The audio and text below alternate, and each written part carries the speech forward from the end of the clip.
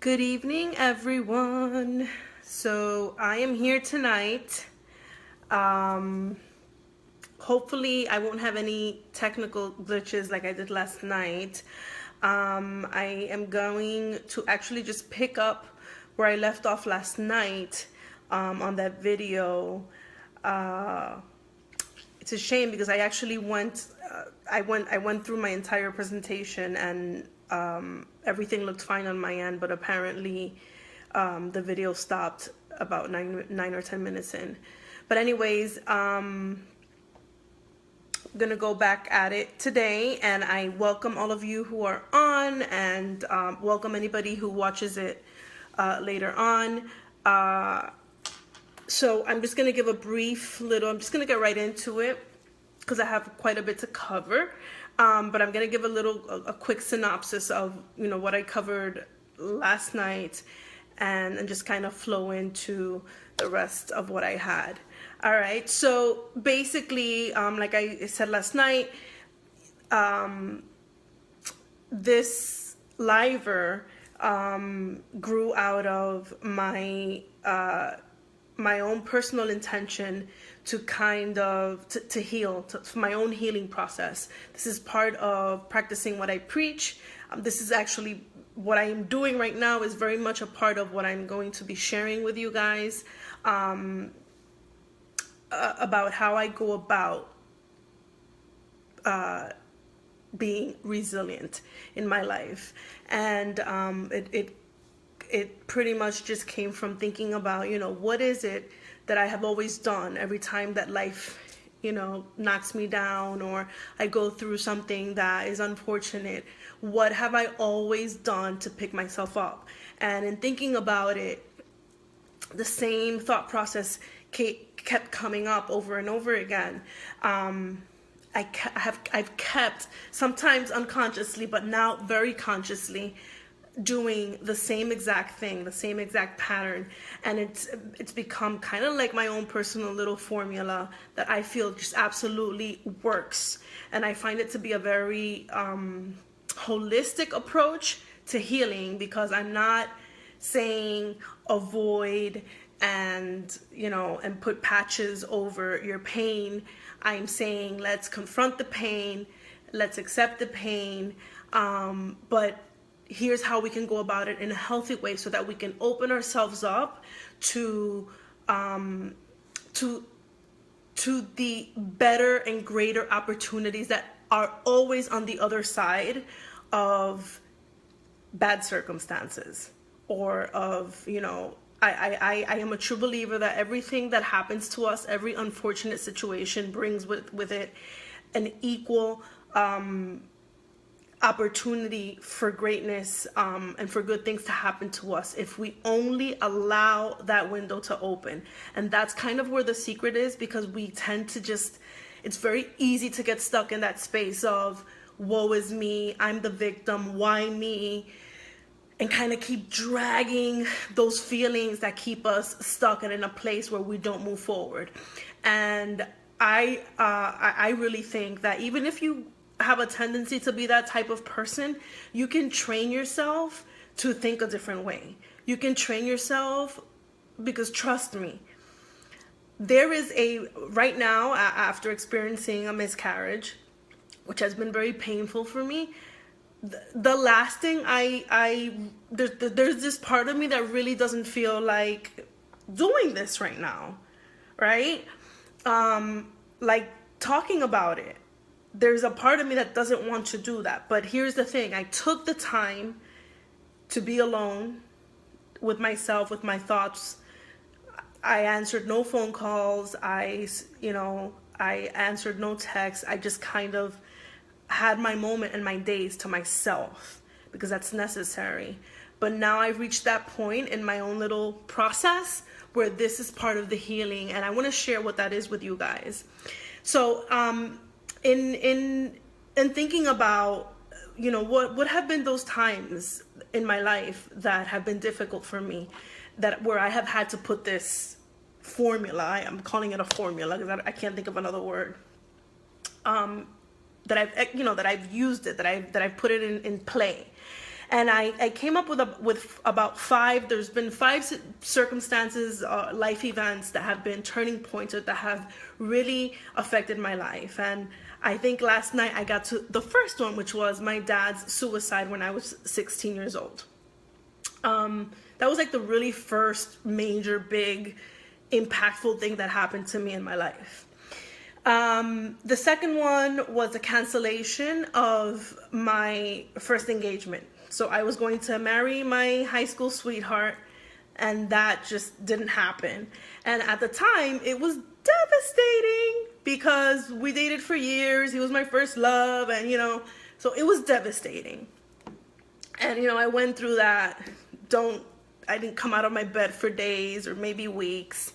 But even at that time, not knowing what I know now, I took myself through these motions and I came out better on the other side.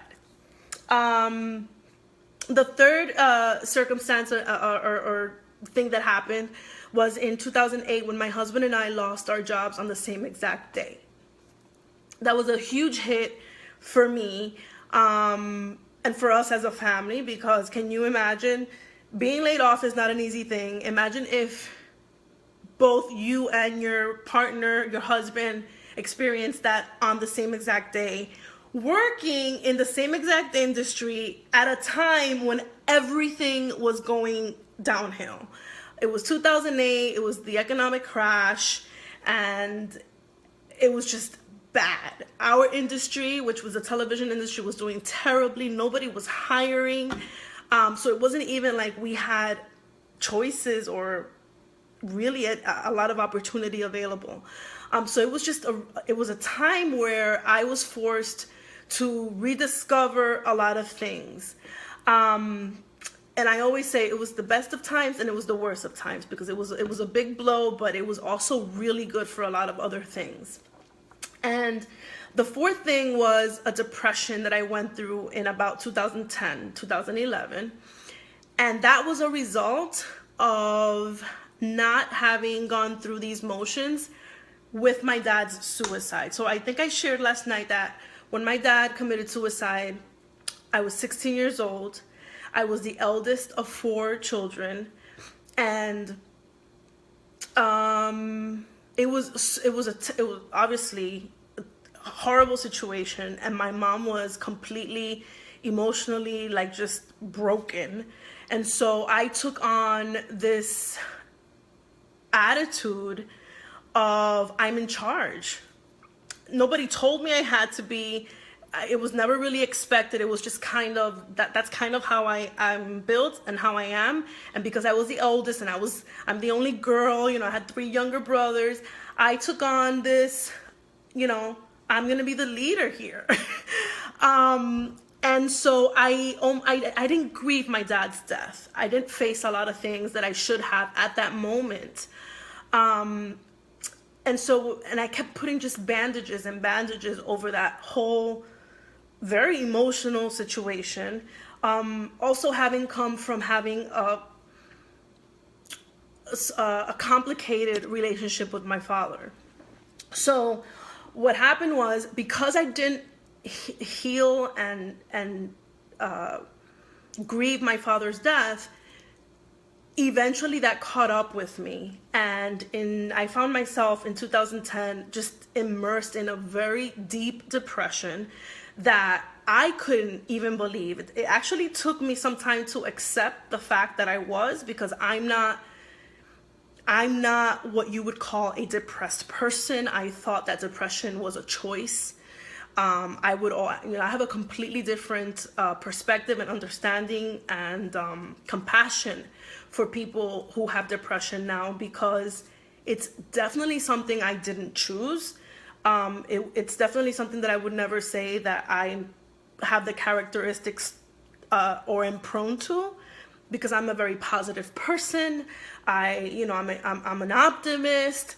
I'm just, people know me for how I laugh. I'm just always happy, and it was just not characteristic of me to feel and be in the place that I was. So I had to ask myself, why am I in this situation? Why am I literally just sleeping and literally just going to work because I had to.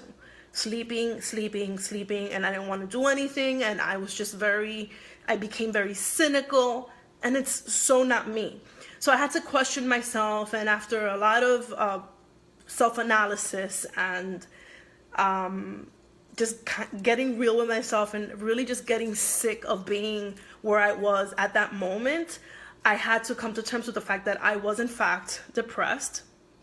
And even in being in a very dark space with myself, I was able to identify that I did not want to stay in that place for a very long time. And so even without wanting to or feeling like it, or even knowing if there was going to be a potentially good resolution to what I was feeling and experiencing, I tried. I did my best. And I put into play what I'm going to share with you guys tonight. Also, again, just not really fully knowing that I was doing that, but with the intention of not staying in that space. Because I, for whatever it's worth, am just that kind of person who I can't stay in that space for a long time. I can't. Even when I know that maybe because what's the first thing we do when something unfortunate happens to us that really sucks? Why me? I didn't do anything to deserve this, right? I've done everything right. My intentions have been in the right place. My heart was in the right. Why is this happening to me? You can have all your ducks in line and feel like you did everything right. And if that's actually the case, it's actually even harder. But I can't stay in that space of not being able to shake it off. As painful as it may be, and as hard and as difficult as it may be to do the work to get out of that rut, I am just built in a way where I will do whatever it takes, because I will not be crushed. I will not allow life and things to keep me down, and I will never take on an attitude of a victim. It's just, I'm not cut that way. I'm not built that way. And I know that some people are, but I also believe that if you want better things for yourself, if you're a true believer in achieving your dreams, if you believe that you deserve a happy life, you can switch things up. You can do very simple things, and you can train yourself to do very simple things that can change the course of your life and just the perspective that you have moving ahead. Because I said it last night, life sucks sometimes. Life is beautiful, but it's gonna freaking kick you in the ass from time to time, and that never stops. There's always gonna be something to knock you down, and it's almost always gonna come from left field. But it's really the attitude that you go about with dealing with it. So I am going to ask, guys, everything looks fine on my end. I can see some of you are here, but if you guys see anything on your end that says that broadcast is gone, let me know so that I can actually reconnect, because I didn't do that last night because everything looked great on my side and it had stopped. So in every one of those situations, so I mentioned my depression in 2010, 2011. And then the last thing very recently was my miscarriage, which has been a huge blow to me. It's been very difficult because obviously you don't go into a pregnancy expecting that to happen. And I had such an incredible experience, except for the very normal discomforts of a pregnancy with Chloe, this really winded me. Obviously it's very difficult, and I'm still in the brink of it. I'm still in the middle of it, but I can't stay in pain. I can't stay in that space because of what I just shared with you guys. Number one. Number two, I have another daughter that needs me, and I have an example, and I have a certain energy frequency to extend to her. So I need to snap out of it, as painful as this is. And there will always be a space of mourning, and I'm in it right now. Because I think that's another thing. I think sometimes we feel guilty about moving on. And in a situation like this, that thought has crossed my head. Like, I feel guilty about moving on because I just lost a piece of me, right? I think I said last night, for outsiders, it's almost like I experienced something, a physical misfortune. But for me, it's like I lost my child. So, sorry. It's hard for me at moments to accept the fact that I have to move on. And there's that mother's guilt, right? Like, is it okay for me to move on? Is it selfish? All those thoughts have crossed my mind. But I have to move ahead. I have to move forward because I have a husband and I have a daughter and I have a life, and we have plans and dreams that we need to continue to work for, right? And strive for, and we just gotta keep going. So I have to help myself and do whatever I can to go after those things, right? So in each and every single one of these situations in my life, there were 4 things that I took myself through and that I have done. And like I said at the beginning, I didn't always do them consciously, because, for example, when my dad died, I was 16, and I didn't deal with that one 100% this way. But there were parts of this which will kind of tell you that I am built this way. And so thank you, Ashley. Thank you, Yvette. So with my dad's suicide, it was the one situation out of all of them where I didn't deal with it 100% the way I'm going to share with you guys tonight. But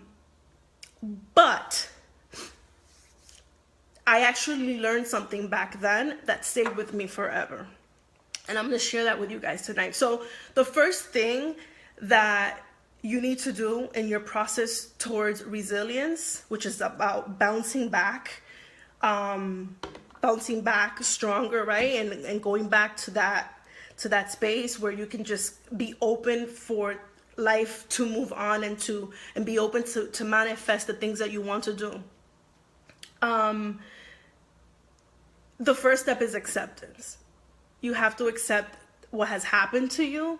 You have to, at some point, and I'm not here to tell you when that should be, because for every person, that space of time is different. I am personally one of those people who bounces back pretty quickly because of what I shared with you guys. I can't stay down for too long. It's just not in my nature. You know, I get antsy.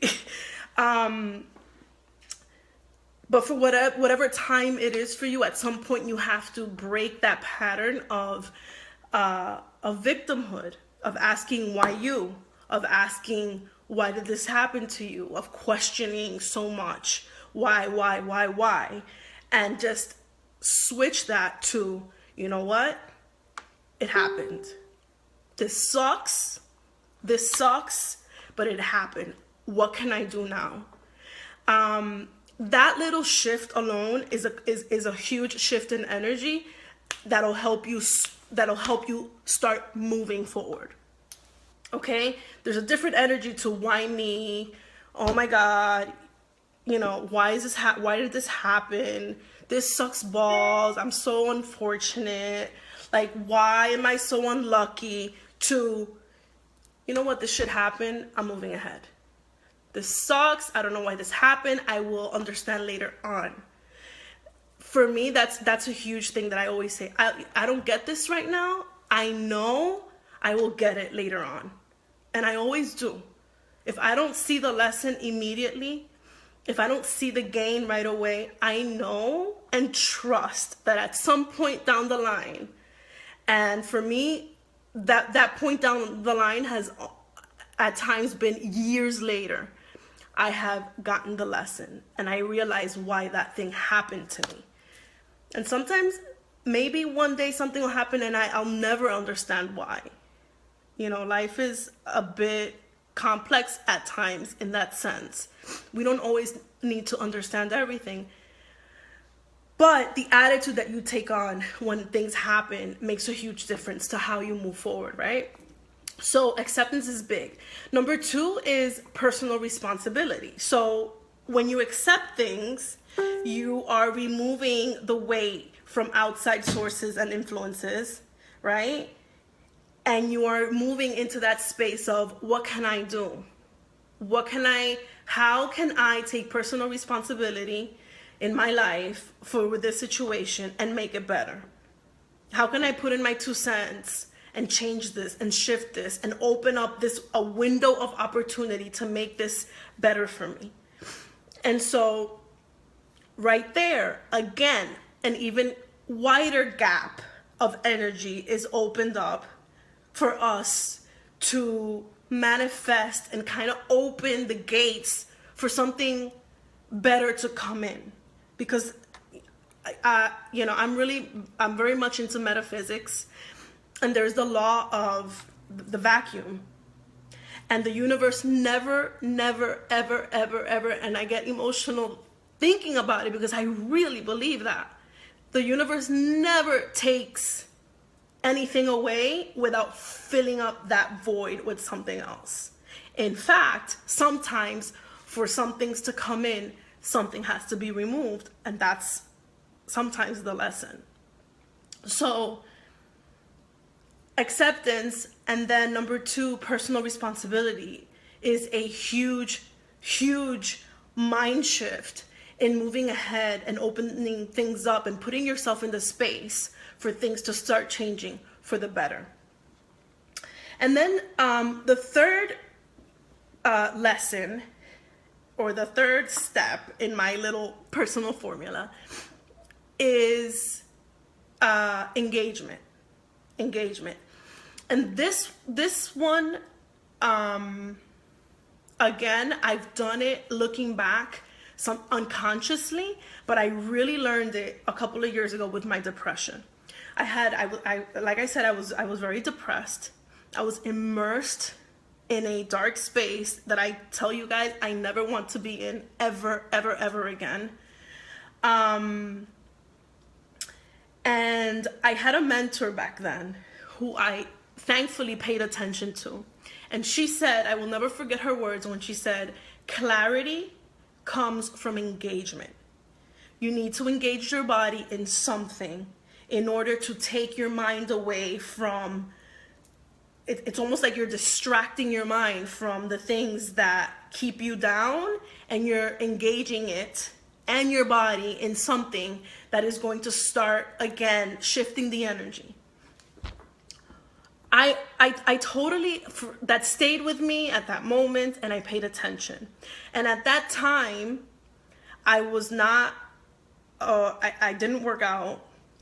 If you guys know me at all, you will know that I'm not one of those people. I'm not a workout fanatic, never have been, and I probably never will be. But at that time in my life, I said, what can I do right now to shift my body from sleeping, to shift and to engage myself in something other than coming home from work every day and just sleeping, which was all I was doing. On the couch watching TV or sleeping. Again, not characteristic of me. I always have to be involved in something. That's how I knew I was depressed. And so for me at that moment, it was, going to the gym was like, it felt like such a drag to me. Working out, it wasn't a habit or a discipline that I had established. So like getting into that didn't seem feasible. And I said, my husband is a marathon runner. And so I said, you know what? I'm going to run a 5K. I've never ran in my life. Not even a 5K.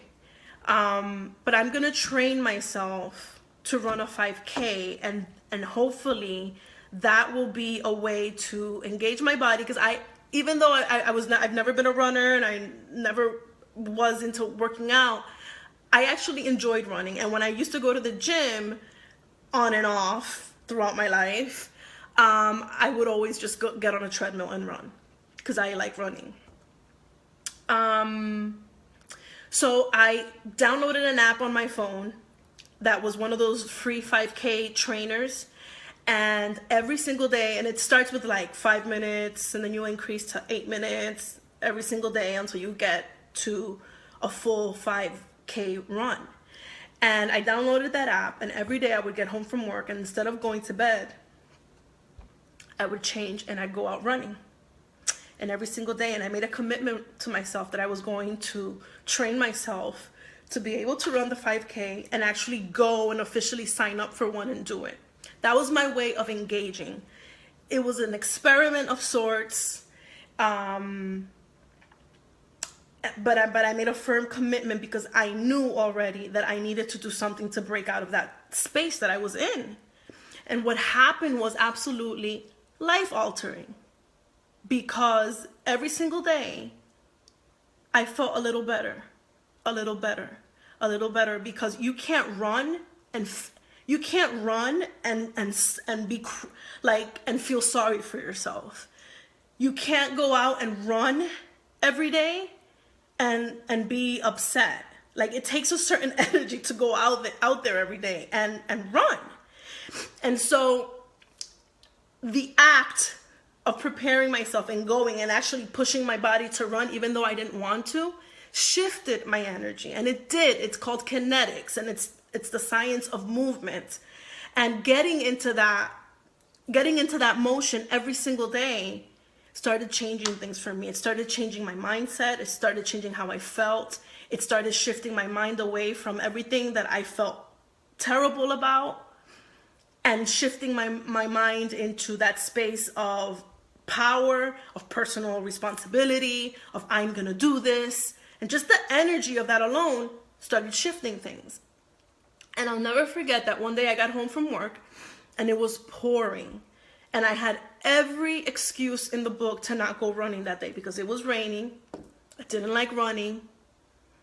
And every single day I had to kind of go through that mental motions of convincing myself that I had to do this because I had made a commitment to myself.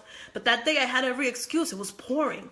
But I said, you know what? If I don't go today, I knew that if I didn't go that day, that's it. Like, and somehow I felt like I was breaking that commitment. And I went out running under the rain. And it was my favorite day of the entire training, because, and it was the one day that for me marked a huge shift in where I was emotionally, because I'm Dominican. You don't run under the rain. The hair, okay, the hair. if you guys know what that's about. I ran under the rain. I felt great. When I got home, you know that saying, there's never a workout or, that you regret. That is absolutely true. So there's never a run that you will regret. And the fact that I did it under the rain, for me, marked a moment of like, wow. Like, if I could do this every single day under the rain, this means that I have personal power. This means that I have commitment. This means that I can do anything. And that energy all of a sudden gave me like this perspective and this light that things could be different, right? And so I feel that for me, that was my experience, right, of engagement. But then that completely opened up a whole new interest in fitness and in working out and just in getting my body in motion. Even if I didn't thoroughly enjoy it, I saw the benefits to it. So that advice from my mentor really changed my life. I always tell people it was the one thing, the advice that I took that I'll never forget and that I am so grateful for, because paying attention to that and actually putting it into practice brought an abundance, a plethora of wisdom, and good change to my life. And so, once that happened, right, and I began feeling better, I started becoming more engaged in doing other things that I needed to do. So I started seeking, reading things, taking courses, I went and got my brainwave optimization. And I was just, instead of going home every day and sleeping, I was doing more things to help myself, and therefore got better and healed and learned so much. And another thing, I faced what I had to face at that moment. I mourned my dad's death years later, but nonetheless got it done. Which brings me back to the point that whatever it is that you're going through, you have to take the time there and then to mourn, to heal, to face it, to not avoid it. It is absolutely necessary, because what you don't face right now, what you don't deal with right now, you will put all the patches and bandages over, but it will always come back to haunt you. It will show up eventually somewhere, and usually in the worst way later on, if you don't nip it in the butt when it's happening, right? But when you know better, you do better, and a lot of times we don't know that. I thoroughly comprehend the importance of that right now in my life, which is why I can probably bounce back quicker than someone who doesn't know that, because I take the time. So now, for example, that's why I said with you guys, with this miscarriage, I alienated myself from everything and everyone, and I didn't take phone calls. I immediately text my most intimate of friends and family, and that's it. And I cut myself off, and I took the time to be with myself, my thoughts, and cry it out, and and have all my woe is me thoughts, because I needed to get that through my system. But once I went through it and I got it through and I went through that, I move on to the next thing, which is the acceptance and the personal responsibility and the engagement, which is the part that I'm in now. And then the third part, the fourth part of my process is service. And I call it service because what I have come to understand and believe is that every single thing that we go through in our lives, whether you understand it or not, whether you think it should have happened to you or not, happens to us so that we can be of service to someone else. I really believe that. And that can be anybody.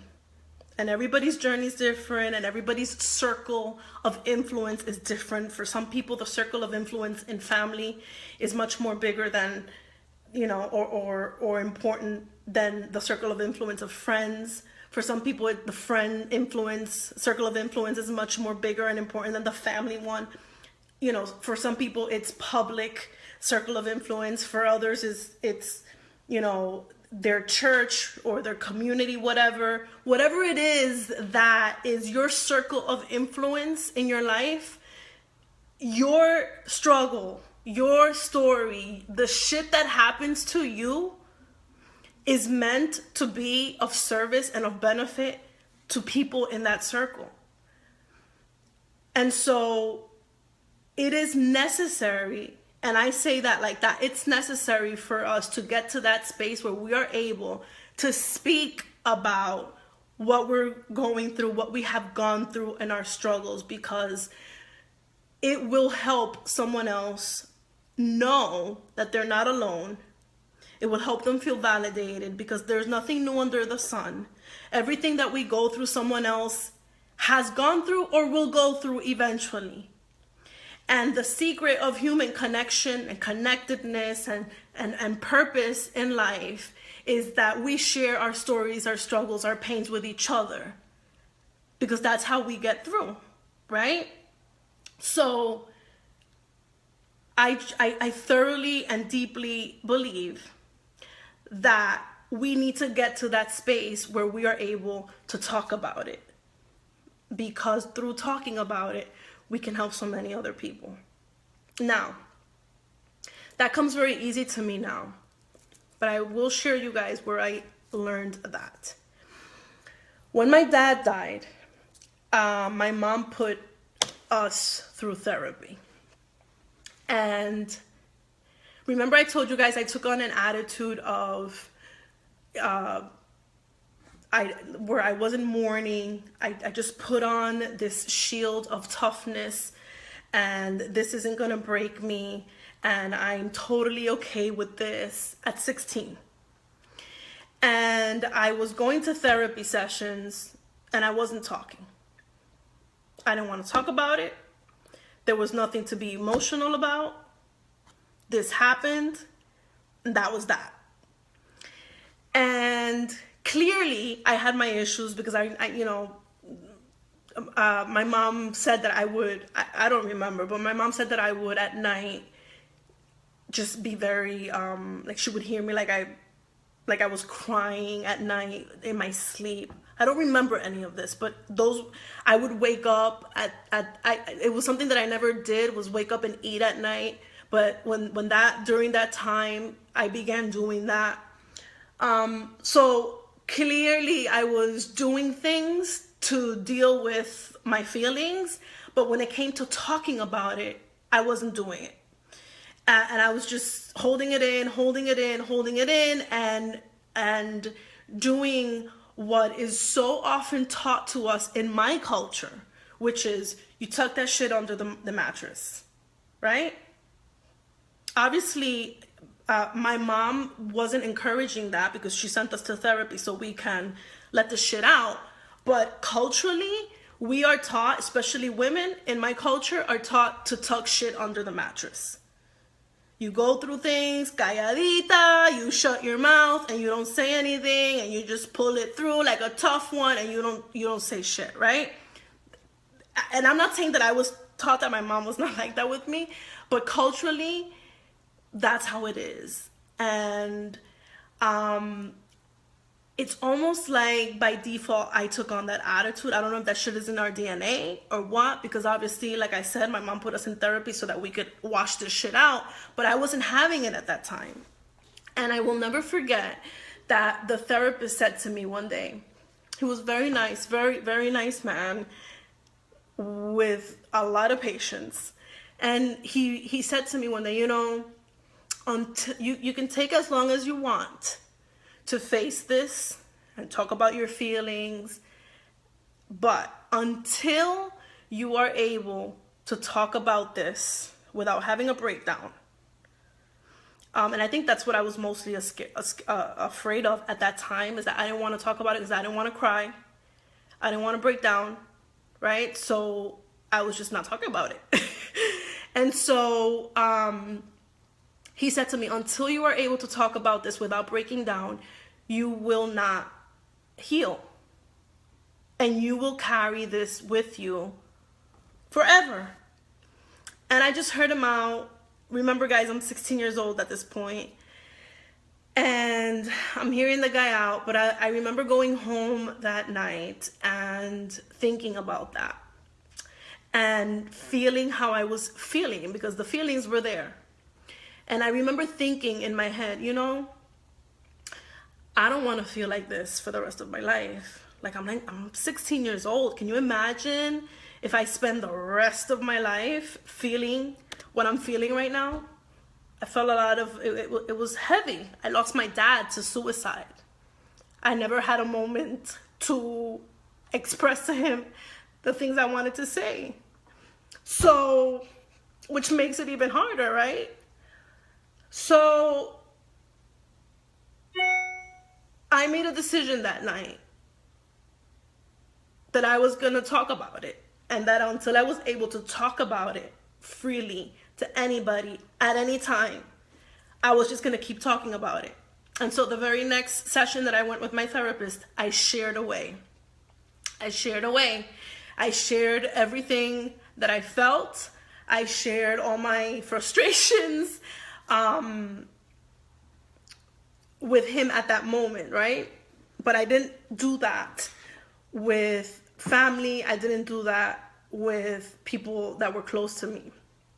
And I only did it in that space of therapy. And I think that because I didn't do it in other aspects and other areas of my life, that's what dragged into my adulthood. But those words stayed with me, and I truly believe them, because through speaking about my dad's suicide and that experience, I have been able to inspire and help so many other women and families and survivors of suicide. So, and it has helped me. It was through sharing that with friends throughout the years, and in fact, I'll tell you guys something, which I wasn't even, it actually just came to mind. I was sharing that story with somebody at work years ago.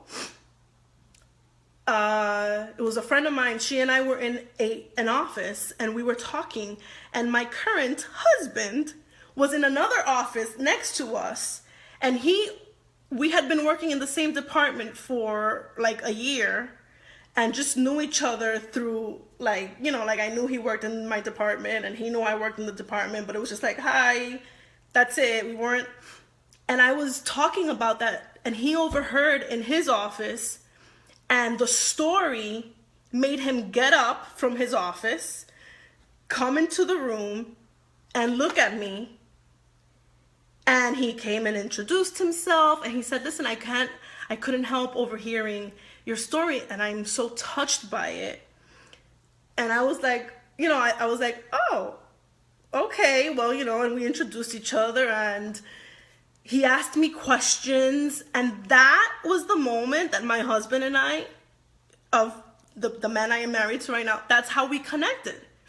And so he tells me that when he heard the story, he felt an immediate need to protect me, and he didn't know me.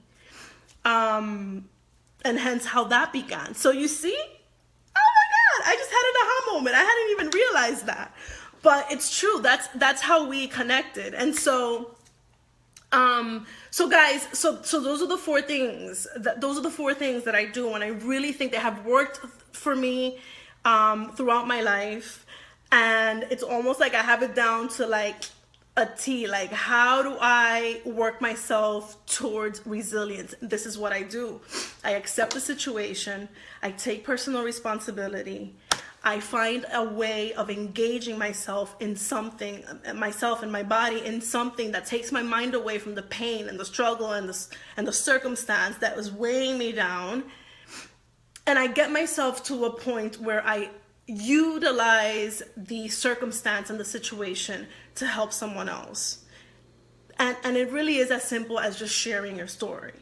It's not easy for me to get on these livers and and everywhere that I share, and on private calls with my team and stuff, and share my crap. Sometimes I don't want to. It's not necessarily easy, but I know that it is a form of healing. I know that another woman out there is going to hear my story and feel inspired, and that to me is important, because I've always known from a young age that I was born to help other women. That has been very clear to me, that's part of my purpose. So I embrace this fully. And so what I have decided to do is that, because I'm in the middle of this process for myself, I am, I'm doing this work for me now. And I've decided to ask women who feel that they need to reach a point of resilience, that they've gone through something that they need to recover, that want to put themselves in the space of opening themselves up to greater and better opportunities, because it's there, it's on the other side. We just need to open ourselves. I want to invite those women to join me on a journey. And so what I'm going to do is that, starting on January 30th, which I'm calling Prep Week, for 4 weeks, I'm going to be holding a Resilience Project group. And basically, we're going to do all of this work together, and it's going to include everything. And we're going to do the engagement, and we're going to do the nutrition and the cleanses, and because all of that stuff helps. It's just part of putting yourself physically, mentally, and spiritually in a frequency where when all that stuff aligns in the right place, things start to flow and come into your life. And I swear to you guys, it's really about just putting your head in the space that you're gonna do it, and it happens. But sometimes we get so stuck in our feelings that we don't move away from that. And you have to make the decision to move into a space of, I'm changing things. I'm going to do what I need to do to get into that space of going where I want to do. And it always helps to have accountability and a support system. So, like I said, January 30th, I'm going to start the Resilience Project, and it's going to be awesome. I spent all morning working on it. So, we're going to have I'm going to personally start with yoga, and I'm going to recommend that we do yoga because it's phenomenal for just centering yourself. And I feel like I need that right now. But you can do whatever you want. If you have another preference, we can discuss that. And I'm going to provide detox information, personalized nutrition plans, nutritional guides. We're going to have a weekly call, and each week we're going to dive in deeply into each one of these things that I covered tonight. And I'm going to have one-on-one coaching as needed for people who decide that they want to do this. You're going to get a full year access to my private group. And I mean, I'm working on workbooks and journals and everything. Like, I'm really pouring my heart and soul into this because I truly believe this. This is what I do for myself. So I want to extend it over to other people who feel like they need it and show them what it is that I do. So I'm excited to share that with you guys. And I hope that what I have shared with you guys tonight is of benefit and increase to you in your life. I ask that if you feel that the information I share tonight, it can be of benefit to someone you know, that you share this with them. And I look forward to sharing much more info in the future. I thank you guys for giving me the time and the space in your lives to listen to my crap. But really, I hope sincerely that that I shared something that gave you an aha moment of some sort. Good night. Have a wonderful evening and a great weekend. And thank you.